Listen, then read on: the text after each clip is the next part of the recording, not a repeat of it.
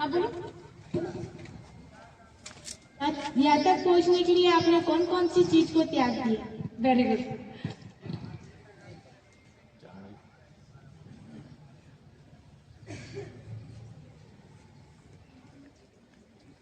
आप IAS बनने घंटे पढ़ाई करते थे, ठीक है। और आपको तैयारी के लिए सबसे ज्यादा प्रेरणा कहाँ से मिली? ठीक है। और कुछ? ये तो सब मेरे बारे में पूछ लिया। और आपको अपने आसपास के बारे में, आपकी सोसाइटी के बारे में? हम कोचिंग करना जरूरी है क्या? बस और कोई प्रश्न? ले लो, सारे प्रश्न ले लो एक साथ ही, आगे आंसर।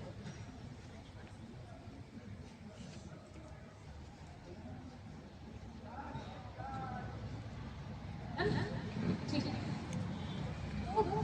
आपके प्रश्नों से लगा कि आपको भी लग रहा है कि आप पढ़ोगे, है ना? ऐसा लग रहा है मुझे आपके प्रश्नों से।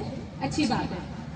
देखो, मैंने अपनी 12th तक की पढ़ाई ऐसे ही एक गवर्नमेंट स्कूल से की है। पढ़ाई का पता नहीं, मुझे हमेशा शौक था।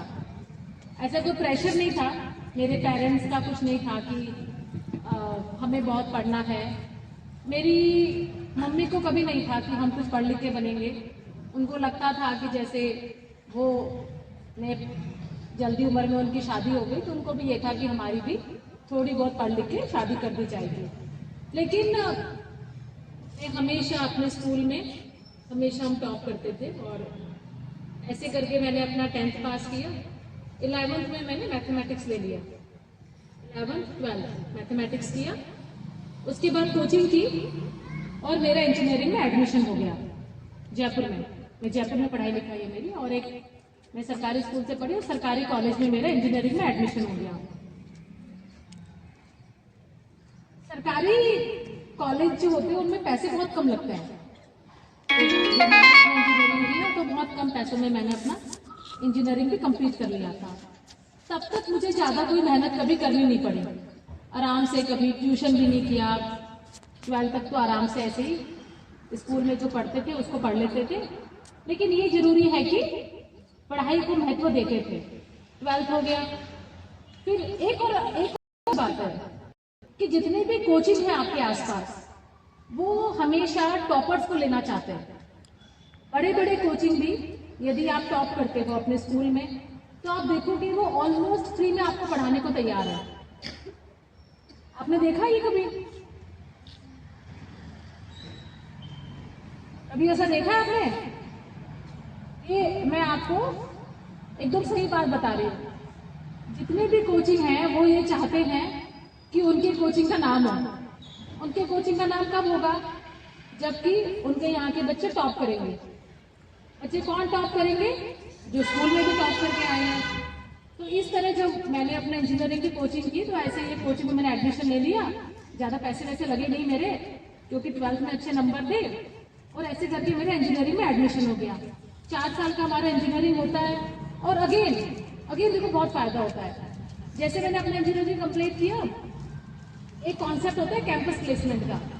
कैंपस प्लेसमेंट क्या है कि आपको किसी से नौकरी कंपनी में मांगने के लिए बाहर नहीं जाना, कंपनी वाले आपके कॉलेज में ही आते हैं।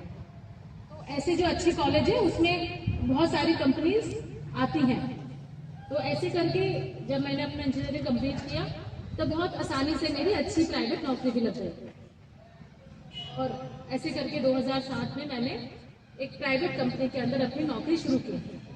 अब नोएडा में चली गई थी जॉब करने के लिए। फिर वहां जाके अपनी जॉब शुरू कर दी। तब तक मेरे को IAS IPS नहीं पता था, मैंने कभी सोचा भी नहीं था, और मुझे लगता था कि ये बहुत मुश्किल काम है, नहीं कर पाएंगे। फिर ऐसे करके मेरी नौकरी लग गई वहाँ पे।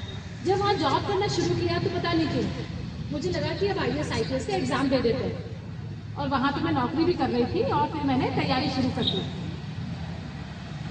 नौकरी में छोड़ना नहीं चाहती थी। क्यों? तो आपकी आमदनी का जरिया है ना। जब आप एक सामान्य परिवार से आते हैं तो आपको पैसे का महत्व पता होता है, और आपको ये भी पता है कि यदि आप नौकरी छोड़ दोगे तो फिर यदि आपको आगे पढ़ाई करनी है तो उसके लिए भी आपको पैसे नहीं मिलेंगे आपको। तो ऐसे करके मैंने नौकरी भी की, उसके साथ साथ मैंने आईएएस का एग्ज़ाम देना शुरू कर दिया। 2007 में प्राइवेट में मैं तो 2011 तक थी मैंने, और 11 में मेरा सिलेक्शन कस्टम एंड एक्साइज में हो गया था। वो भी इसी एग्ज़ाम के थ्रू होता है।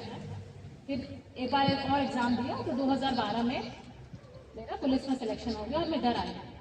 जब मेरा पुलिस में सिलेक्शन हुआ था तो मेरी मम्मी इस चीज़ के टोटली अगेंस्ट थी। उनका ये कहना था कि हमारे घरों की लड़कियां पुलिस में नहीं जाती हैं, पर मैंने बोला मैं जा रही हूँ, और मैं उनकी इच्छा के बिना मैंने पुलिस की नौकरी ज्वाइन की थी।